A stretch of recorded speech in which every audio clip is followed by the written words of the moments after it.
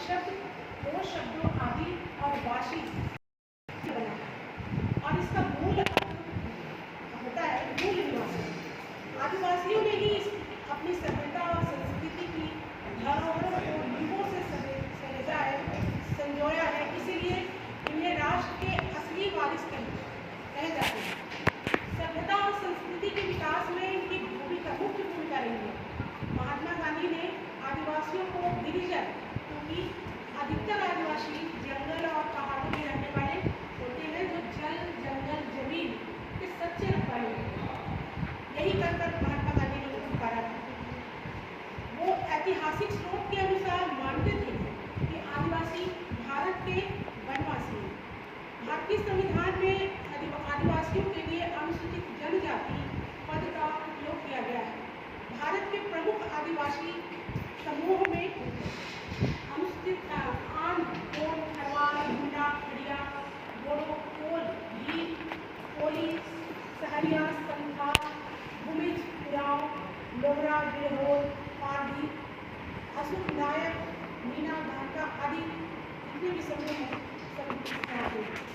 यह समाज आज भी अभावग्रस्त रूप से मुख्य समाज से दूर पहाड़ों, दूरदराज के इलाकों में आधुनिक सुख सुविधाओं के अभाव में दमन और शोषणकारी परिस्थितियों में जीवन यापन कर रहे हैं।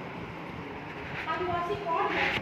इस प्रश्न पर विचार विमर्श को लाखों हजारों संगोष्ठियों में होता है, जिसमें विनायक तुकाराम जी बहुत ही अच्छे आदिवासी कवि थे और उन्होंने कहा है कि वर्तमान स्थिति में आदिवासी शब्द का प्रयोग विशिष्ट पर्यावरण में रहने वाले, विशिष्ट भाषा बोलने वाले, विशिष्ट जीवन पद्धति और परंपराओं से सदी और सदी जंगल पहाड़ों में जीवन यापन करते हुए अपनी धार्मिक और सांस्कृतिक मूल्यों को साथ रखने वाले मानव समूह का परिचय करा देने के लिए किया जाता है।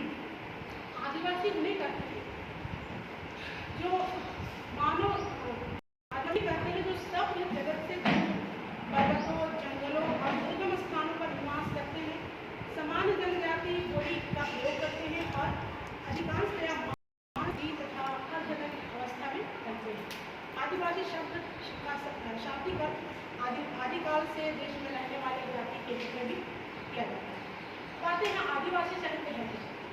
आदिवासी साहित्य से हमारा तात्पर्य उस साहित्य से है जिसमें आदिवासियों के जीवन, उनकी परंपरा, समाज ये दर्शन होते हैं।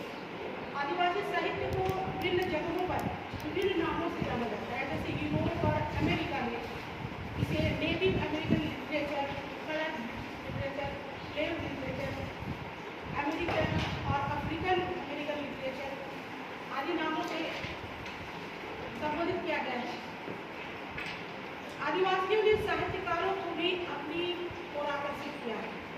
आदिवासियों के प्रति जो धारणा बनी हुई है कि यह जनजाति असभ्य, बर्बर है, इस अवधारणा के प्रति तीव्र विरोध का भाव समाज चिंतकों, साहित्यकारों और इतिहासवेताओं ने प्रकट किया है।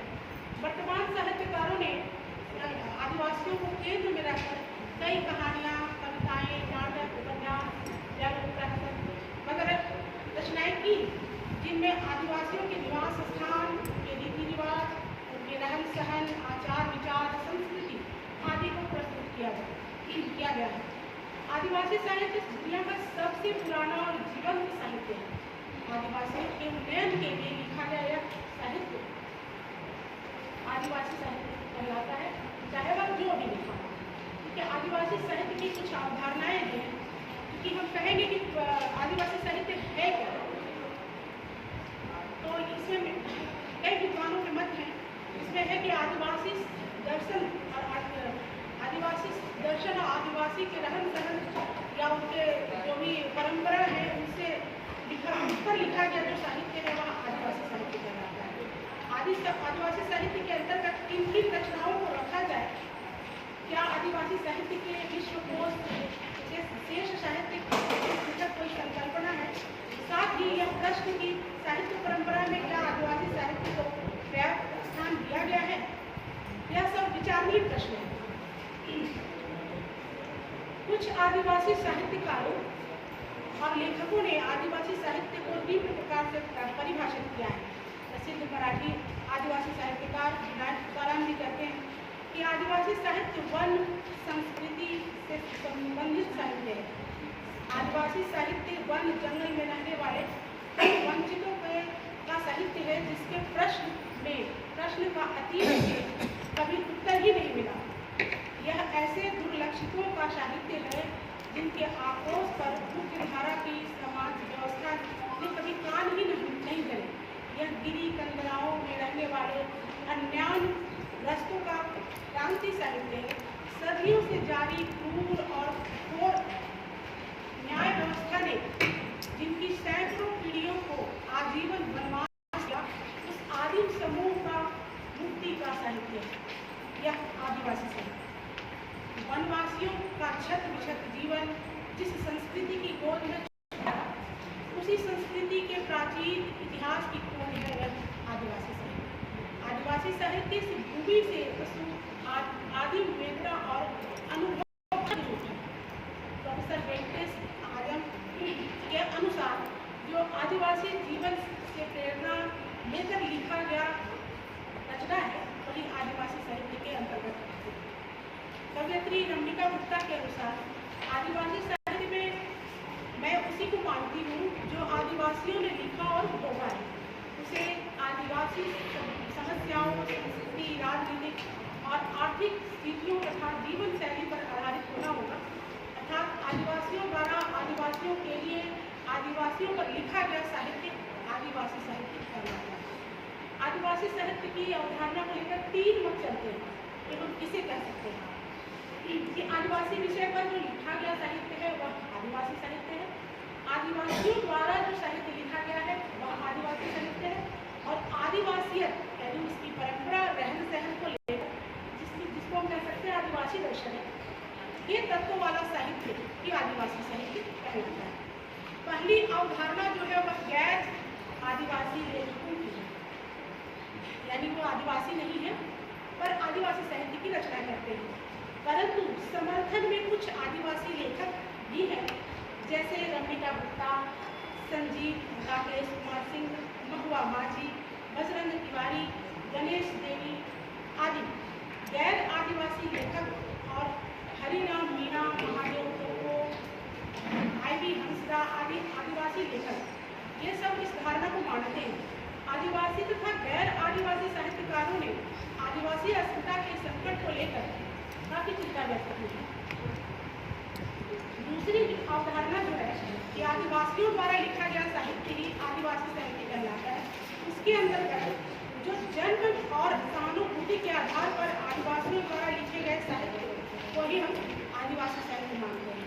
हिंदी साहित्य में विभिन्न आदिवासी तथा गैर आदिवासी साहित्यकारों जैसे शीला सामंत, वंदना केगे, विलाय चंद मुंडा, रामदयाल मुंडा, बलदेव मुंडा, वाहलू सोनमणे, बोस केटा, Hariram Meena, Alice Ekka, Shankar Lal Meena, Peter Paul, Walter Dengra, Manju Jyotsna, Mangal Singh Munda, Babulal Murmu, Shishir Tudu, Mahadev Hansda, Nirmal Munj, Dayamani वारला, Sushma असुर, लक्ष्मण गायकवाड़, शंकरलाल मीणा, मंगल सिंह मीणा, रम्यिका गुप्ता इत्यादि ने प्रत्येक विधा में अपनी कलम चलाई है। अंतिम जो है कि आदिवासी या आदिवासी दर्शन संबंधित जो भी रचनाएं हैं उसे हम आदिवासी साहित्य करते हैं। ऊपर की तीसरी और अंतिम अवधारणा उन आदिवासी लेखकों की है जो आदिवासी के तत्वों का निर्वाह करने वाले साहित्य को आदिवासी साहित्य के रूप में स्वीकारते हैं।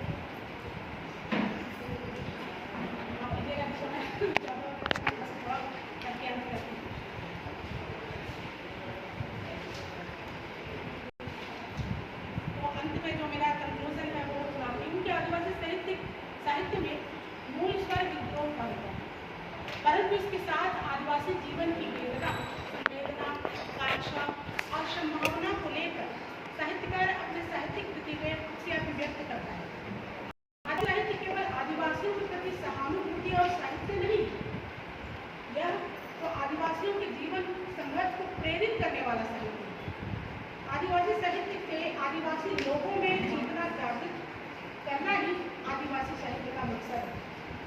आदिवासी अपने अधिकारों के प्रति सजग हुए हैं।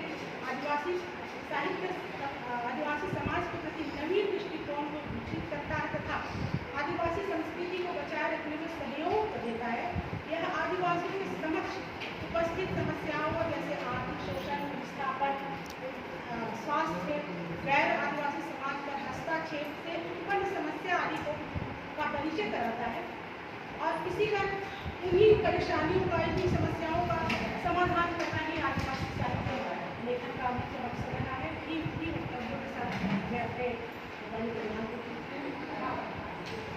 Any questions?